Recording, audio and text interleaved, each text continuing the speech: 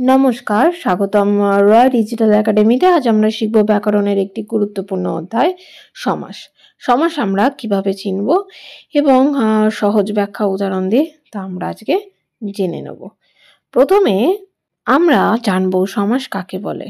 সমাস হলো দুটো বা তার বেশি পদ একত্রিত হয়ে যখন একটা নতুন পদ তৈরি করে। আমরা পদ মানে সকলেই জানি যে বিভক্তিযুক্ত শব্দকে পদ বলে, এবং এরম দুইয়ের বেশি শব্দ বা পদ যেগুলো একত্রিত হয়ে একটা নতুন পদ তৈরি করবে, যেমন রাজপুত্র, রাজা যোগ পুত্র মিলে কি তৈরি হয়েছে? রাজপুত্র। এবার আমরা দেখব সমাসের প্রকারভেদ। মেইনলি আমরা যে সমাসগুলো পড়ে থাকি, দ্বন্দ্ব সমাস, তৎপুরুষ সমাস, বহুব্রীহি সমাস, অব্যয়ীভাব সমাস, তাই না? দ্বন্দ্ব সমাস মা বাবা দিনরা, যেখানে বিপরীতটা বুঝিয়ে থাকে। তো এইভাবে আমরা প্রত্যেকটা সমাস এর পরের ভিডিওতে দেখব, শিখব, জানব।